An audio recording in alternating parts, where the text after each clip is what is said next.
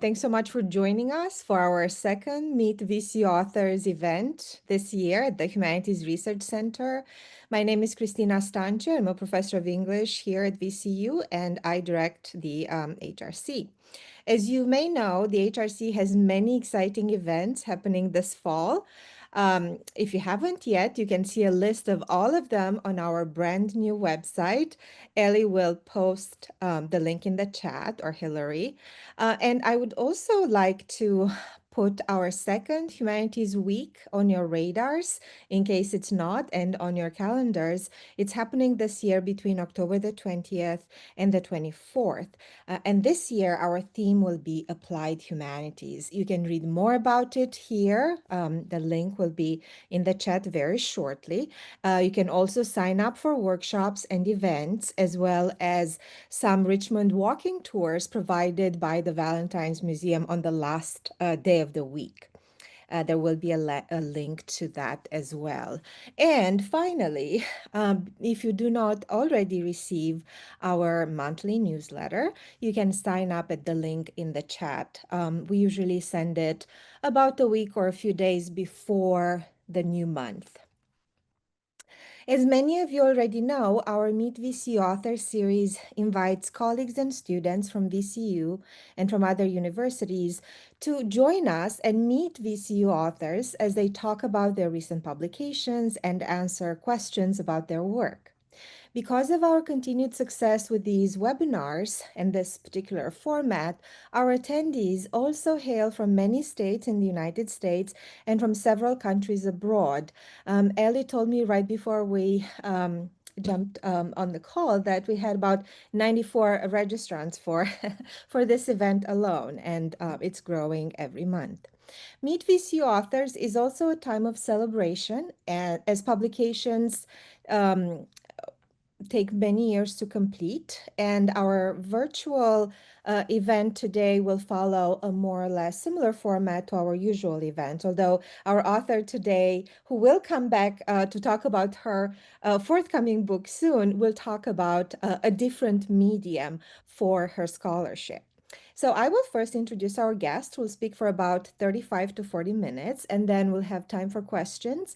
If you're new to this format, please use the Q&A or the chat functions, and we'll field them in the order in which we receive them. For their help behind the scenes, I'd like to thank our HRC staff members, Ellie Musgrave and Dr. Hilary Levinson.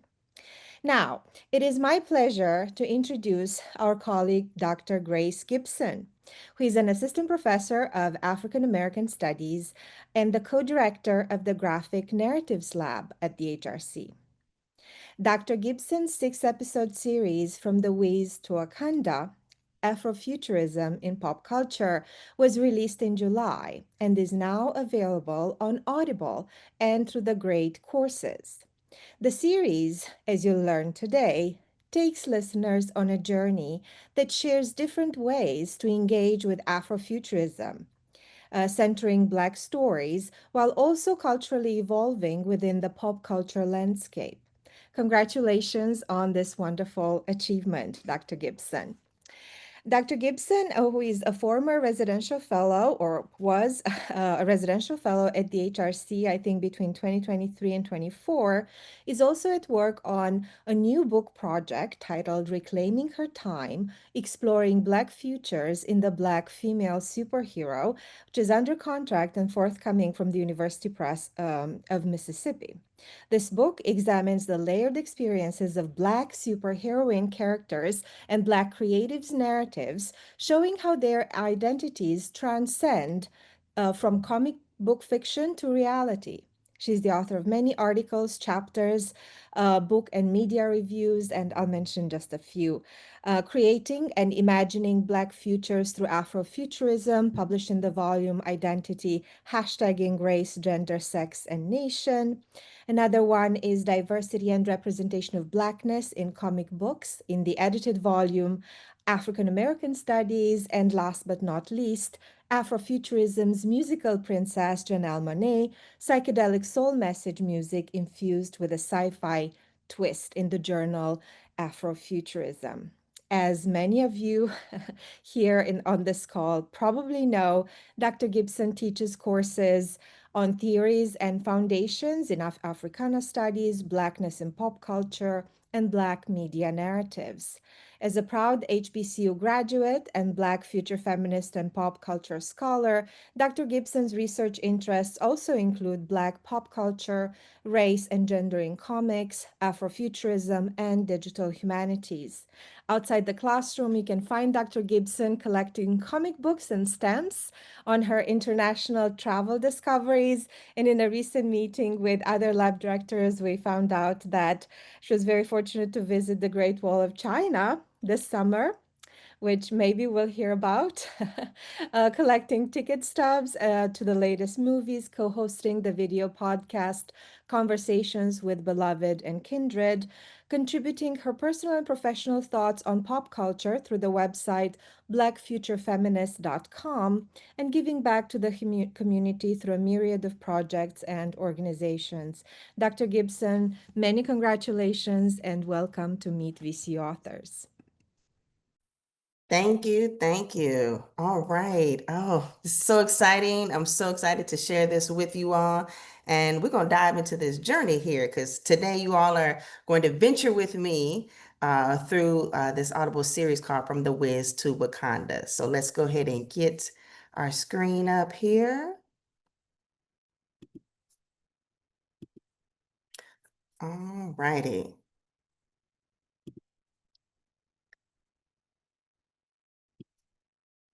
Okay, from the Wiz to Wakanda, Afrofuturism in pop culture. And so, as I mentioned, I'm so glad that you all are joining me today in discussing this series on Afrofuturism and pop culture. This is a subject that is very near and dear to me. It shapes my research, it shapes who I am as a human, as a scholar, and to be able to talk about it in this format, in this audible format, was truly an experience, which I'll definitely dive into a little bit, and definitely you all can ask those questions as well. And also an opportunity to talk about pop culture, like who doesn't, love pop culture and all its many elements. And so, with the rise of Afrofuturism in pop culture, it's more than just a trend. It's definitely very much a cultural revolution. And within this revolution, we see how Afrofuturism spotlights the beauty and richness of Black culture. It critiques systemic oppressions and it plays a dual role of entertaining and enlightening fans and scholars alike. And so in this series, in which you're going to get a brief overview of, we'll explore icons such as Octavia Butler, Tanana Reeve Dew, and Tomi Adeyemi, the musical works of Alice Coltrane, Erykah Badu, Earth, Wind, and Fire, comic book characters like Marvel's Misty Knight and Miles Morales, and the graphic series Bitterroot.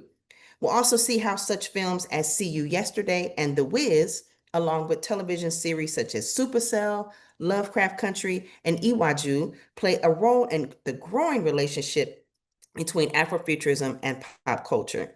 And we'll also discover the innovative ways in which fashion and architecture are providing new perspectives of how each visually reclaim and rewrite African diasporic history and identity.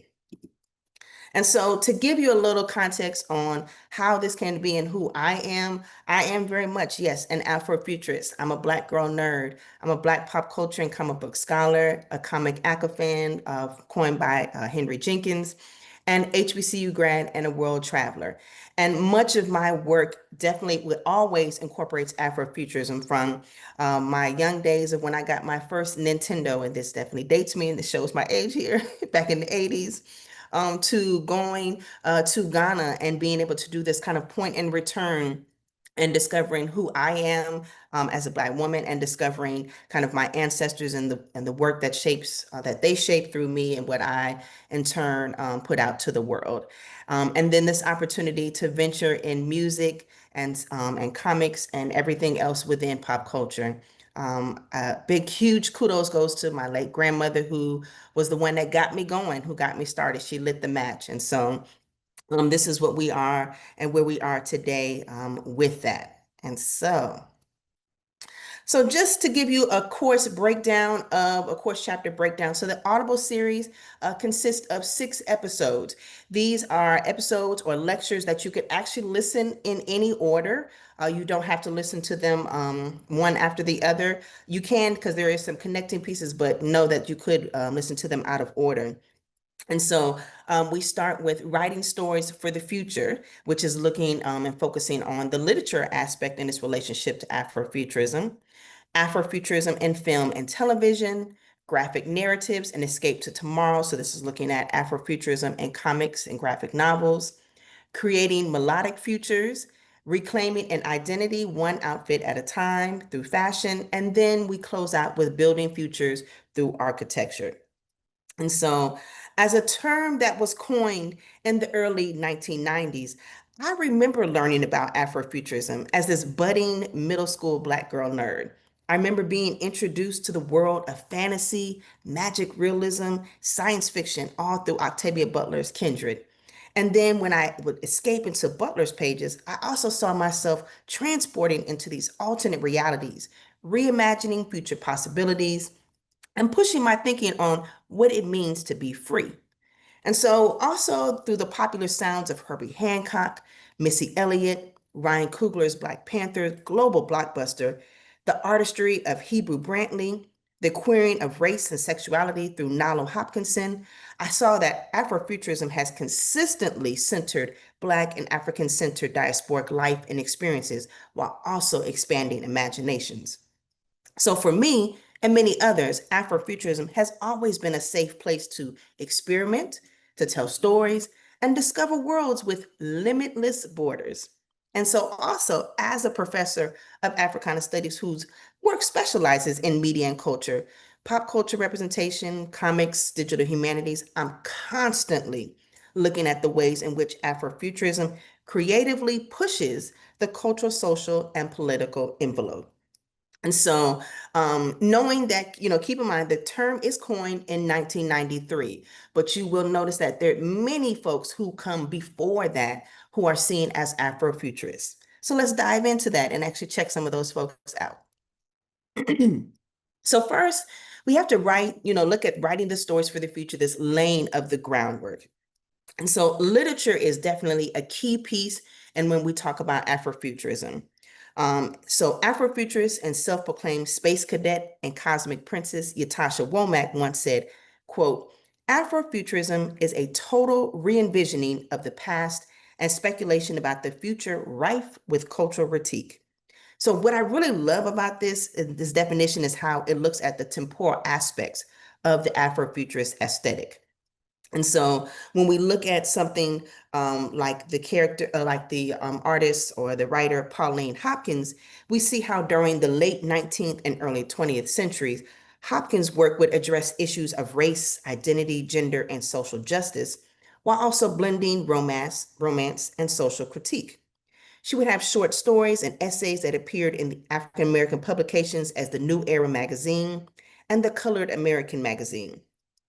But one of her most notable works is that one of the novel Of One Blood or The Hidden Self, which appeared in serial form from 1902 of November to 1903 of November. And so Of One Blood follows Rule, a mixed race American who travels to Nubia in search of treasure. The novel drifts between romanticism and realism while blending such elements as history, science, mysticism, and Haitian culture. And through this story, Hopkins is imagining an Afrofuturistic utopia that conjures images of Wakanda from Marvel Studios' Black Panther film. And so Hopkins, I see as very much a pioneer who would develop the so-called, quote, lost world adventure, a fantasy genre that was relatively new at the time, but she never lost sight of the real world issues. In addition to early ground bearers, we have not only Pauline Hopkins, but W.E.B. Du Bois, who was not only a historian and sociologist, but also would establish this Afrofuturist mindset very early in the 1900s. This will be seen through his works of The Princess Steel and The Comet, which were two of his most notable science fiction and fantasy stories. In addition to Hopkins and Du Bois, we see who I would consider three contributors to Afrofuturism: Octavia Butler, Samuel Delany, and Nisi Shaw. All three who have introduced more diverse voices and redefined who can be part of the science fiction and speculative fiction storyline. So we have Butler, who has everything from the Parable of the Sower series, Parable of the Talents, which both novels speak to Black injustice, climate change, women's rights, and political disparity. And particularly for Butler, this was notable and critical because, especially as a Black woman writer, she would feature Black female protagonists, which was an uncommon trait at the time, especially within sci-fi and fantasy. Samuel Delany, who was also known as Chip Delany, he would also push the literary boundaries and embrace this concept of what it means to be seen as other, while also questioning ideas of sex and intimacy. Some of his novels, which included Through the Valley of the Nest of Spiders and Nova, would be examples of contemporary literature that was fearlessly driven to push the way we think about love, sexual openness, and freedom. And then we have Nisi Shaw, who would also be considered one of the early fantasy writers within Afrofuturism. Through her first novel, Everfair, it was described as a neo-Victorian Belgian Congo set steampunk story that redesigns the science fiction trope of alternate history and also foreground issues of colonialism and globalization.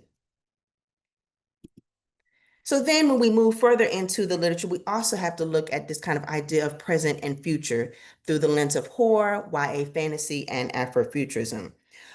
Many of these writers that we see through this lens are, for example, Tananarive Due, who comes from Tallahassee, Florida, and is the child of civil rights activists.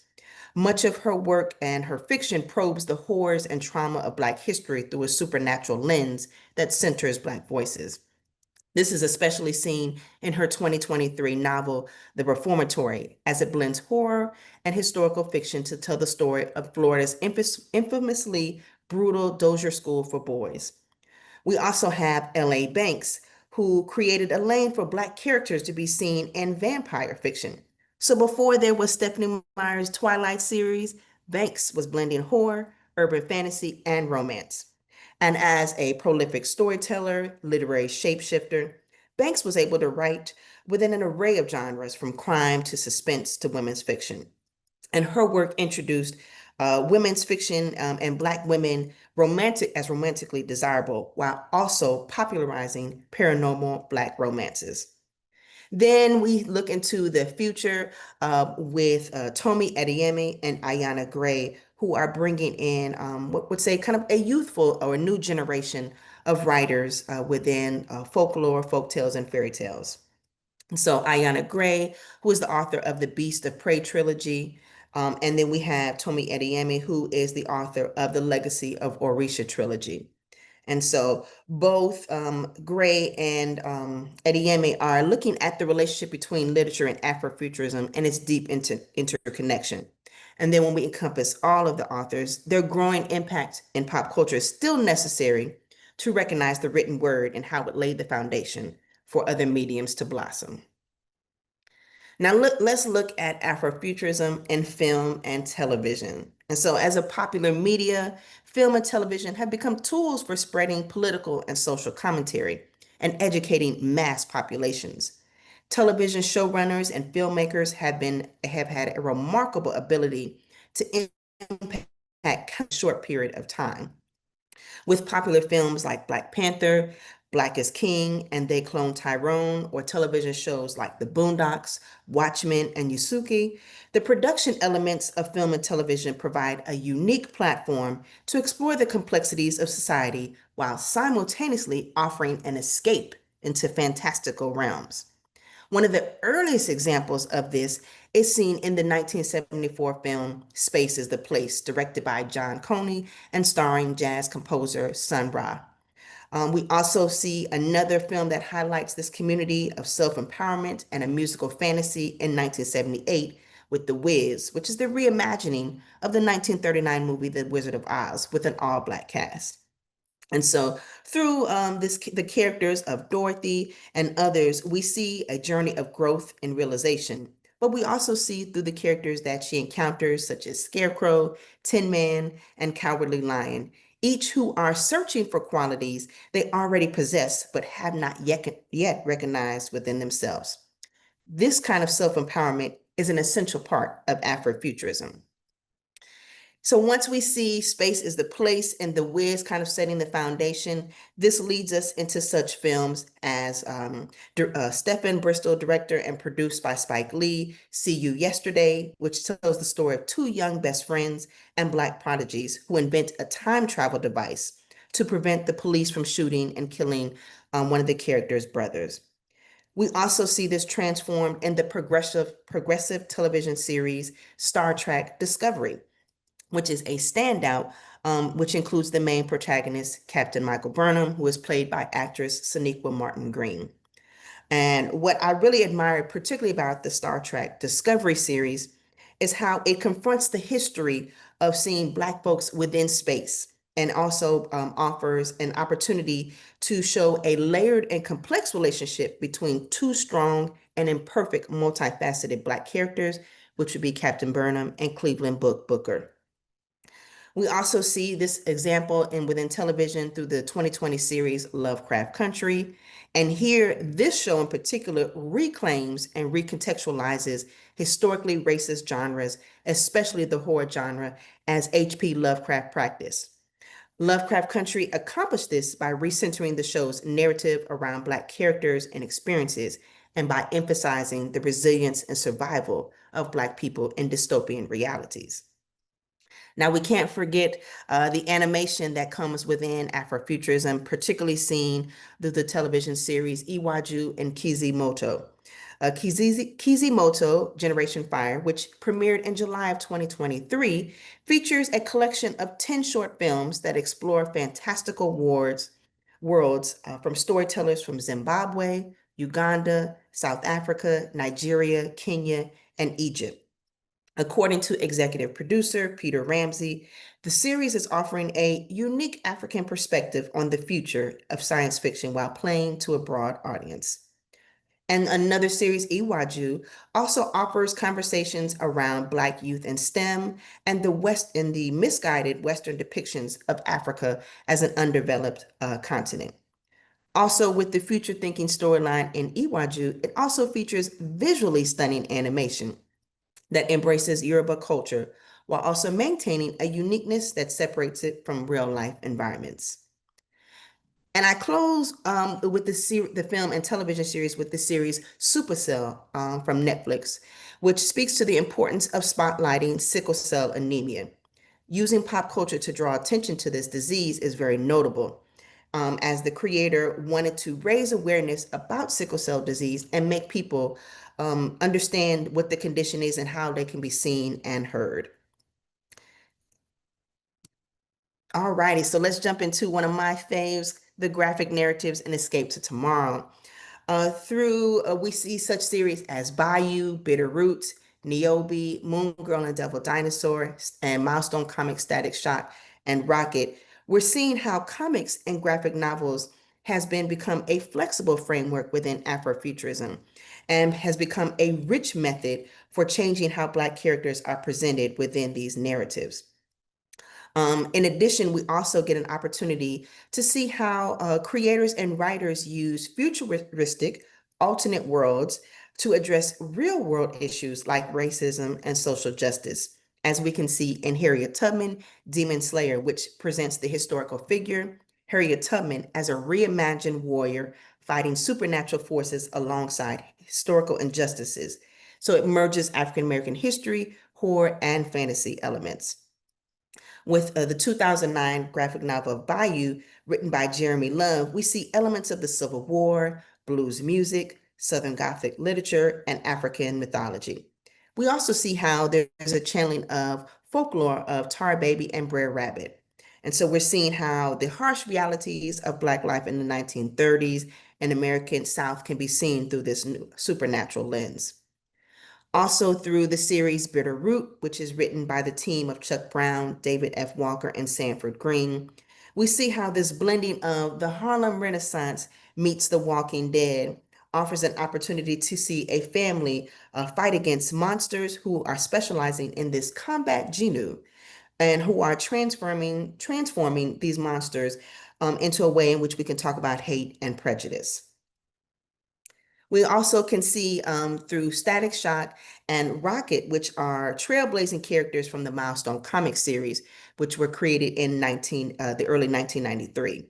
Particular, we have a character like Rocket, who is seen as a change agent, who was also inspired by writer Toni Morrison and W.E.B. Du Bois's Souls of Black Folks. So here we have an opportunity to see a Black girl who is a teenager who is also able to be portrayed as intelligent, compassionate, and socially conscious. All righty, so let's tap into some musical melodic sounds here. So music and pop culture are also deeply intertwined as they reflect the societal trends, values, and movements. When you incorporate Afrofuturism and music, it is a medium that is unique and it has an ability to transport listeners into way far out worlds. Whether it's through jazz, funk, hip hop, or electronic music, Afrofuturism uses sounds to set trends, facilitate cultural exchanges, challenge historical narratives, and imagine those alternate futures. We also get an opportunity to see how music is able to be seen as a powerful tool of expressing themes of resistance, alienation, otherness, and liberation, along with Black joy. One of the pioneers of Afrofuturist music can be seen in Parliament Funkadelic, or P-Funk, under the leadership of George Clinton. The two intertwined bands of Parliament and Funkadelic crafted a distinct psychedelic sound that was complete with space-age alter egos and mythologies that would go on to influence genres of hip-hop, rock, and electronica music.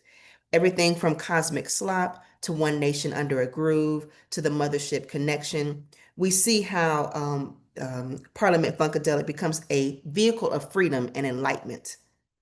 Similar to P-Funk, there's also Earth, Wind, and Fire, another musical group that would infuse cosmic themes of African and African American cultural elements while also celebrating Black identity. We all know several of the popular tracks, whether it be Fantasy or September. Earth, Wind, and Fire has been able to inspire and express this collective consciousness of the universe, and this way of how it manifests itself into reality and even into parallel universes. Now, not only do we have our early pioneers of Parliament Funkadelic and Earth, Wind, and Fire, but we have jazz artist Alice Coltrane, who takes listeners on a cosmic journey rooted in an emphasis on African rhythms, Indian ragas, and weaving connections between Africa and other ancient cultures. Also, another icon is that of Betty Davis, who is the funk singer-songwriter and former wife of jazz legend Miles Davis. She would be recognized as a trailblazer for her bold, boundary-breaking approach to music, fashion, and identity. She also used her music as a platform to express independence, sensuality, and nonconformity. Now, although she did not explicitly engage in science fiction or cosmic themes in her lyrics, her boundary pushing approach was futuristic in its challenge to societal norms. Oop, let me ask you one more that I forgot to add there. We also want to make sure to include that of great earlier or more contemporary artists such as Outkast and Janelle Monáe, who would also be able to push the boundaries of masculinity, sexuality within hip hop and R&B.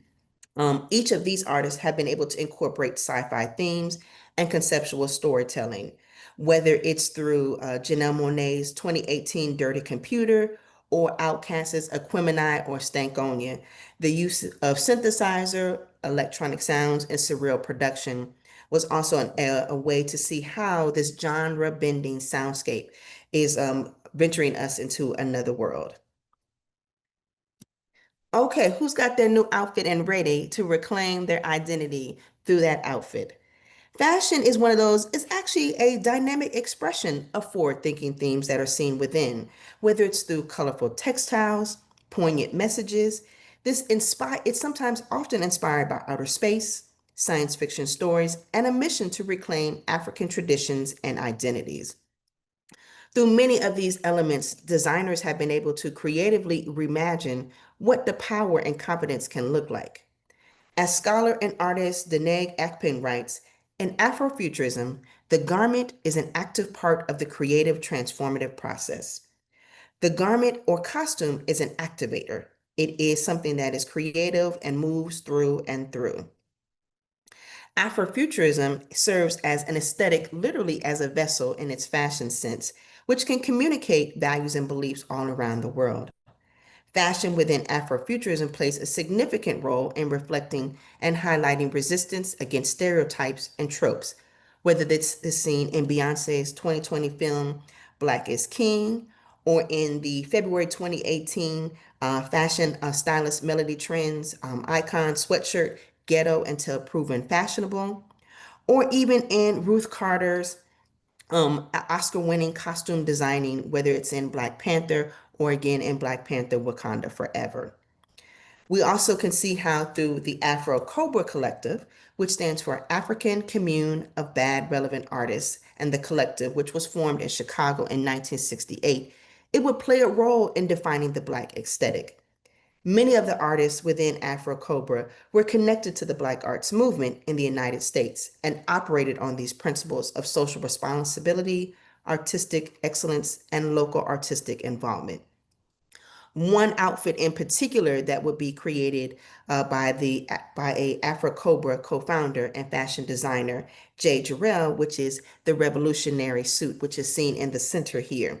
It is a gray two-piece tweed suit that adorns a gold bandolier or ammunition belt of colorful wooden faux bullets. The suit represented Black liberation and resistance as it intersected art with fashion. Embracing a military style suit, the suit also embodied a rejection of Eurocentric standards of beauty, centering Black culture and power. And last, we must continue to not only literatively, but figuratively build Black futures as we see this through architecture. The intersection between Afrofuturism and architecture is an exciting place to explore. At this intersection, we find a visionary approach to the urban design that pushes against conventional narratives and reimagines the built environment through the lens of African and diasporic cultures. So picture this for me real quick here. Picture a luminous glass facade wrapped around the base of a 13-story building, clad in rose-embossed graphite-tinted precast panels. This is the eye-catching building known as the Sugar Hill Mixed-Use Development, located in Harlem's historic Sugar Hill district, and houses community facilities, affordable apartments, museum space, and offices. Or imagine a modern Y-shaped structure, a sort of three-pointed star that stands on 72 columns of concrete piling. This is the site of the UNESCO headquarters in Paris, France. So what does the Sugar Hill development and the UNESCO headquarters have in common? Both are structures that embody a strong connection to culture and community values, and also are more than just mere buildings. The UNESCO headquarters functions as a hub for global cooperation, encouraging dialogue and collaboration across nations. The Sugar Hill development would house a museum and childhood education center, further promoting community engagement and intergenerational growth. Between these two spaces, they showcase how a building can be socially and economically responsible while also expressing creativity and innovation, key tenets within Afrofuturism. Also, both of these buildings were designed by the Ghanaian British architect David Ajayi. And so while the UNESCO building is led by three Europeans, we would also have Beverly Lorraine Green, who is the first Black woman to become a registered architect in the United States. Her passion which had been predominantly led by white and male, was an opportunity. She was able to get an opportunity to use her crafting within that and pave the way for more Black women and African Americans in general to enter the architecture field. We would see also Green's work would be showcased not only in the UNESCO headquarters, but also New York's Bellevue Medical Center, the Ida B. Wells Housing Project in Chicago, and the Grosse Pointe Public Library in Grosse Pointe, Michigan. Another scholar of architecture, I would say, who is building these Black futures is also Robert Robertson Taylor, who will be the first Black student to enroll at Massachusetts Institute of Technology and the first accredited Black architect in the United States. His work would reach to Tuskegee University and would also design many constructions of several Carnegie libraries throughout the US. We also see how the reimagining of urban spaces is particularly noteworthy in a city like Detroit, Michigan, a city that is often dismissed as a place of abandoned factories and a symbol of post-industrial decline. But from an Afrofuturistic perspective, Detroit becomes a prime canvas for ideas to reimagine a city as a space of renewal and creativity. This is particularly exhibited through the programming and building of the 1 Mile Detroit, which celebrates the city as a Black urban metropolis.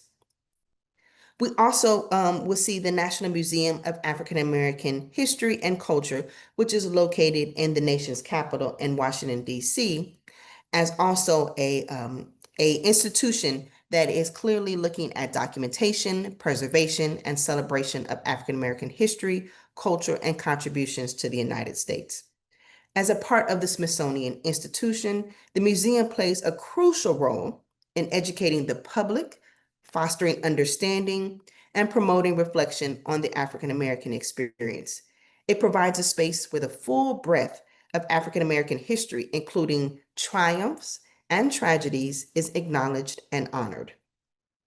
Another example of a speculative project that brings future to life is the Al Janoub Stadium in Al Wakra, Qatar. Formerly known as the Al Wakra Stadium, Al Janoub spotlights Black sport roots in the Middle East.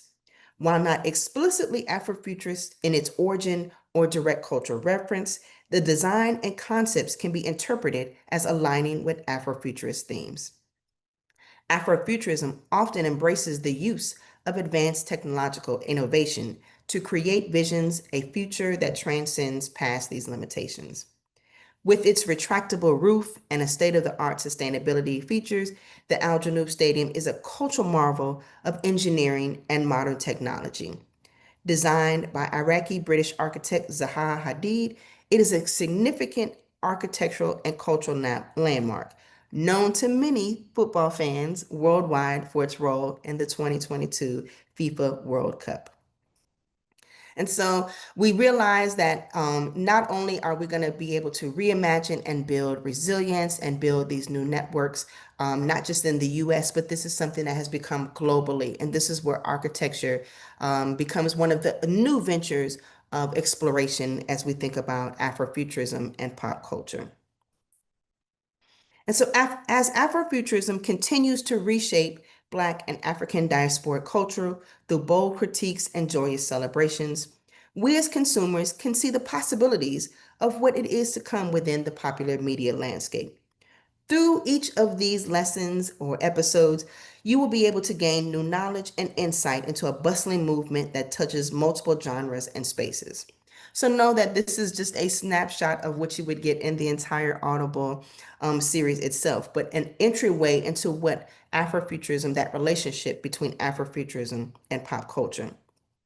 Whether it's trailblazing and emerging writers, blending the speculative with African mythologies, to the latest comic book series, to integrating futuristic technology and cultural milestones in film and television, discovering cosmic musical sounds, aesthetic innovations in fashion, and bridging global communities through sculptures and sports stadiums, Afrofuturism and pop culture are on the rise and making great strides. As I think about my own journey into Afrofuturism, I continue to realize what it means to dream as a Black girl nerd and inspire as a scholar. And I'm excited to see what new visions and creations are in store as the future generation of Afrofuturists is discovered. And so, where can you find this Audible original? Well, here are a few spaces and places in which you can. The QR code there will lead you to the site.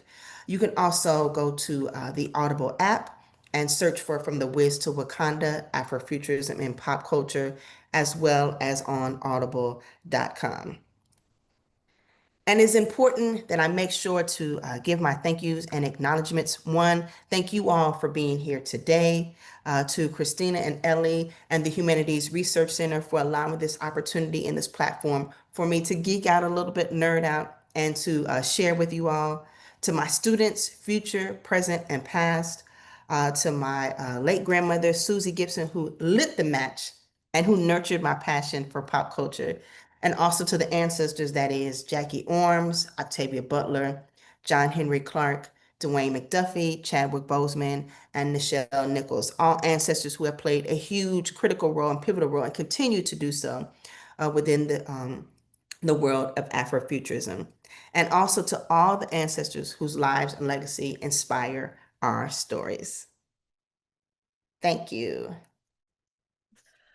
Wonderful. Thank you so much, Dr. Gibson. And I have seen a lot of adjectives and a lot of praise in the chat. If you have a chance to take a look from amazing, wonderful, timely to dazzling and beautiful, I think we'll need some additional time to parse through all the comments in the chat. But to your excellent point when you're talking about the stadium in Qatar, the Al Janoub.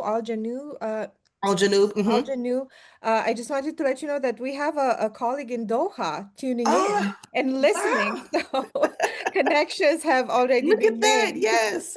And thank you, Professor Detterman, for being here, for watching from Doha at a late hour. Also, we have colleagues from Chicago, from all over the place.